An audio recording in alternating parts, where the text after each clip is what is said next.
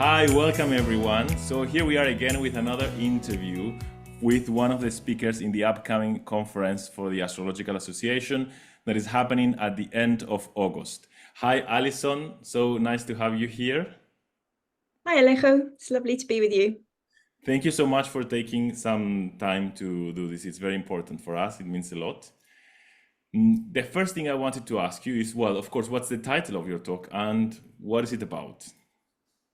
Well, the title is The Astrology of Twins. So it's basically about how just a few minutes of difference in the birth time can make actually a huge difference to the chart and I don't want to say to life outcomes because that makes it very kind of prescriptive, but certainly to how people end up living their lives and to what happens to them and how they experience the material world. So it's really interesting, I think. And twins are often kind of quoted as one of those things that, oh, we're twins, we've got the same chart, we can't possibly be different. But actually, even just 5 minutes, it's sometimes even just a couple of minutes, really can change how the planets are in the houses and that kind of thing. So it's a fascinating topic.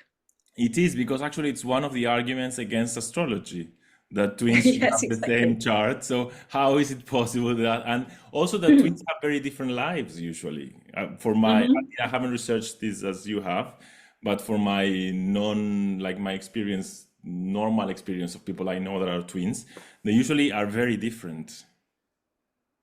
Yeah, exactly. And people sort of come up with them as things like, oh, well, they're expressing different parts of the birth chart, and it's two halves of the same thing. And it doesn't seem like that to me. It seems just that actually, those couple of minutes in the birth or in the birth experience actually have an impact on the chart and on people's lives. It's that simple. It can go right back to the birth chart, just the same as it does with everyone else. That's So my actually, feeling. what you're going to show us is that the argument astrology could not be true because twins have the same chart is wrong from the beginning because they don't have the same chart.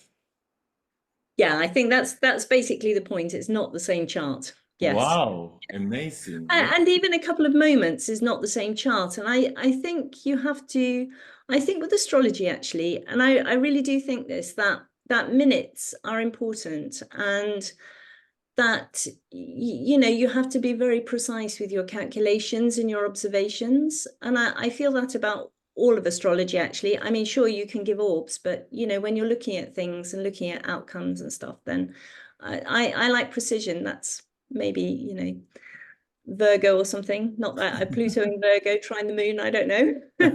But But something it's like so that. nice. I mean, it's a great point. And so, how did you grow interesting? How did you grow interest in this? Okay, you like precision, but was there something else that called you into this subject of twins? I was just looking at Ashton and Michael Kutcher, and I mean, they're often on Instagram, they were often in the news and stuff, and it just struck me suddenly that these were twins, and I thought I would look at their charts. So did a bit of research and found out some birth times, and it seems fairly clear that Michael was born 5 minutes later. Ah. Um, and then just started to look how that had changed the way their charts were configured, and because they're obviously completely different. Ashton's this super glamorous personality, and his brother has an illness, essentially a Mm, sort of life challenging condition. Yeah, wow. but has equally been successful in his own way, so that's also quite interesting. Yeah, it's gonna be amazing. Okay, great. Thank you. So, and now I would like to ask you a little bit more about you. Where did you study astrology? What did you do? What's your kind of path in astrology so people can know where you're coming from? Gosh, my path in astrology has been quite long, actually. I started years and years ago. I got the faculty certificate in 1988.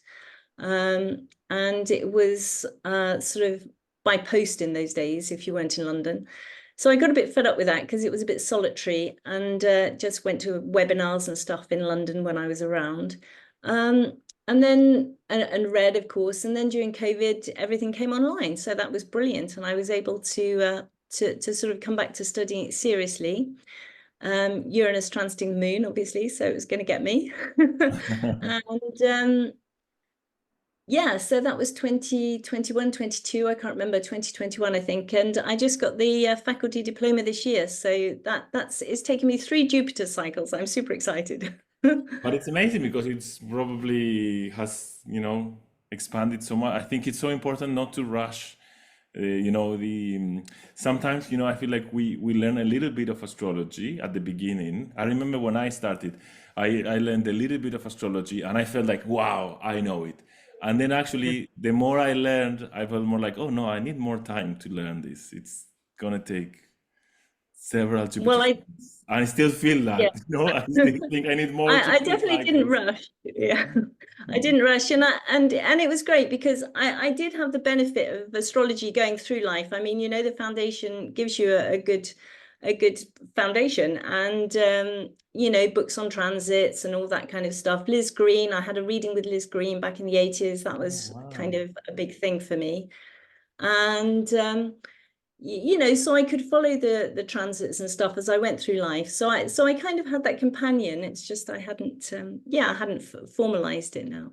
But now I have, so that's great. Yeah, so nice. I think it's so important to have the experience of astrology, not not only, I would say, studying theoretically, but this idea, this sense of companionship that you mentioned. Fantastic. Yeah. Yes, exactly. Yeah. Thank you. And now I'm doing readings and everything, and I absolutely love it. So yeah.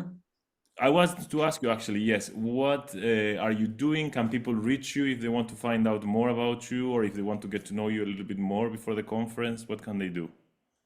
Yeah, definitely. So I've got a website which is very simply called alisonsastrology.net. Not very imaginative, but that's fine. It seemed to work. But very practical and to the point. Yes. And I'm also on Instagram and Facebook under the same name. So that's great, Alison Astrology or Alison's Astrology.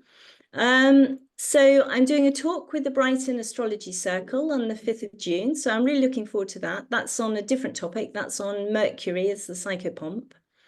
And I'm also teaching. So I've got a kind of basic beginners course that I ran earlier this year, and I'm running it again in September, starting in September. So the details for that are on the website too. So I'm Wow, really you're looking doing so forward many to things.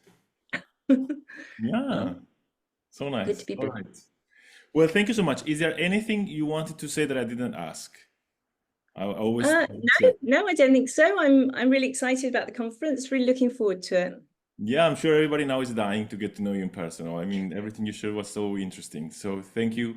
Thank you very much. Thank you very much for offering to give a talk in the conference and for this lovely energy you brought today to this conversation. Thank you. Thank you, Alexei. Thank you. Okay, thank you, everybody. Bye-bye. Bye-bye.